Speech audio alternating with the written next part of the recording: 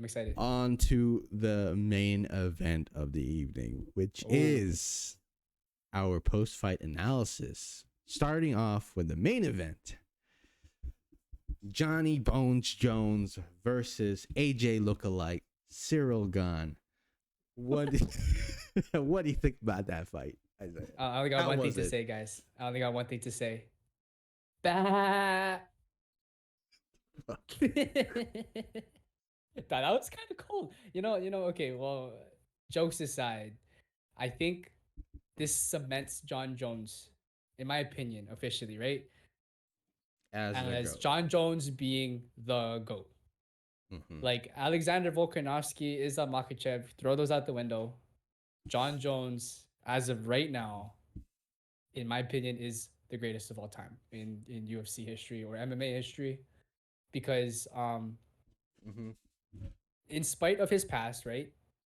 I know I said earlier that yeah, like Khabib, you could consider him the GOAT of his division based off of his record, people he fought, and then what he was like outside the ring.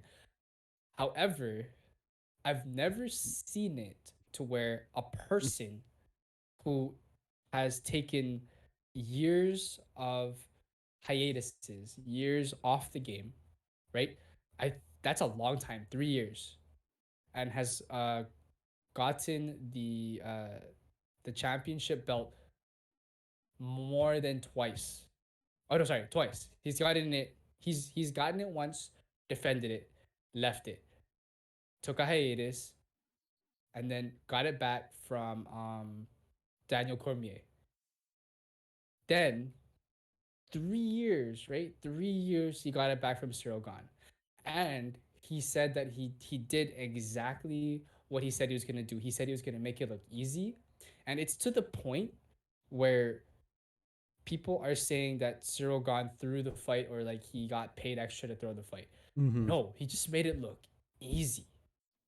That's unheard of, especially when people, as like Khabib, saying that people have their peaks, and once you reach that peak, it's over.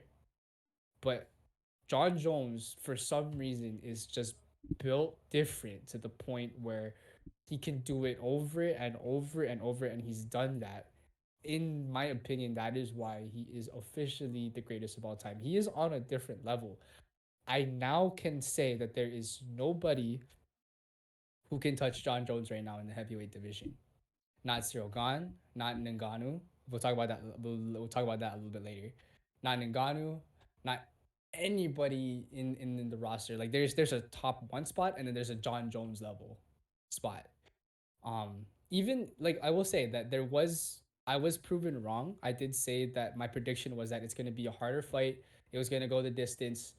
But Jon Jones was gonna win, but you're gonna see ring rust. We did see some ring rust. He even admitted it, that there's always like an area of a feeling out process. Yeah.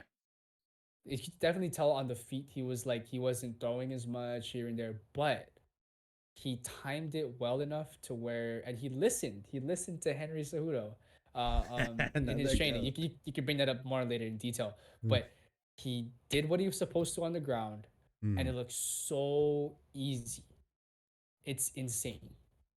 You made someone like Cyril Gane look easy. That's really hard to do, especially how Cyril Gane is as a fighter. If you've ever seen any of his other fights, dude is a monster.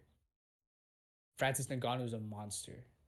Francis Ngannou went against Cyril Gane, and Cyril Gane had a really good fight against Francis Ngannou, but it was nothing compared to what Jon Jones looked like that night.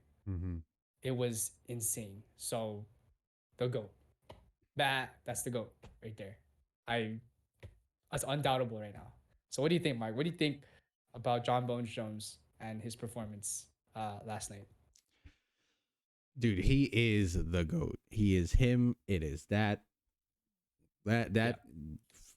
throw out Khabib out of that book, GSP's out of that book. It's just Jon Jones. It's Jon Jones. Even though me personally, my GOAT, again, this is like the overall consensus GOAT, right? Is Jon Jones. but my personal GOAT is still Demetrius Mighty Mouse Johnson. Yeah, that's fair. Right? He's still there, right? But in terms of this achievement of being out of the octagon for 3 years, Yeah. we can see what, being out of a year or 2 years out of the octagon has done. Look at IE Connor. Yeah. Oh, yeah. Jon Jones didn't show any of that. Well, he did show a little bit again in terms of striking on his feet, but his ground game, fucking A1. Oh my God. A lot of people are like, "Yo, that was a weird tap. Looks fishy. This, that, and the third.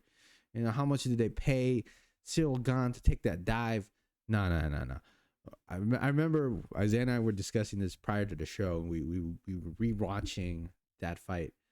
You see, he had it underneath Gahn's chin, and his squeeze is so powerful that, again, even though it wasn't like properly cutting out, the pain and actual pressure from that, you just gotta tap, man. You just gotta tap, because again, I had Jon Jones winning this fight, and I was like, to me, he has to take it to the ground because I don't think he can compete against Cyril Gahn on the stand up. And again, your boy is correct in his prediction. But yeah, there's nothing left to argue, man. Jon Jones has faced a plethora of Hall of Famers from DC all the way down to Lyoto Machida, all the way down to Vitor Belfort, even further back down the line. And he is it, man. He has been every single notable name in the light heavyweight division, and now entering the heavyweight division. It's going to be interesting to see. Right? Stipe. There's nobody. Stipe is the closest. He's the closest. But again, that would be interesting because Stipe is a very good wrestler. Yeah. I really want to see that fight, in any sense. But the thing is, Jon Jones is fantastic, and big ups to Henry Cejudo, because that makes me even more confident about my pick in that fight against him and Aljamain Sterling. He was a good coach. He was a good coach. Yeah, he is. Yeah. He really works well and really brought Jon Jones back, because if you guys didn't know, Jon Jones was kicked out of his original gym for all the things that occur outside of the octagon, unfortunately. Yeah. And Henry Cejudo was like, "Hey man, come to my gym. I'll teach you. I'll get you back." And boom. Promise done. Promise said. Word up. Let's go, and he Cejudo. Listened. Yeah, dude. He listened. Again, man, this is a great flex, and big up to Jon Jones for doing that, man. It's fantastic. I cannot wait to see what happens next for Jon Jones' career, because to me, whatever happens next, in my book, he is the GOAT. Like this win. Actually, not even that. Some people even assume the things he did at light heavyweight has solidified his legacy as the GOAT. Mm-hmm. And this one for me really did that for it. Really push that male envelope into it, that he is the GOAT. And anyone who says otherwise and said that it was a dive, I implore you to really rewatch that fight and see how Jon Jones times his punch, level changes, shoots for the takedown, and then from there transitions to a position where he can get that choke. Amazing work from Jon Jones. So oh, I can't wait.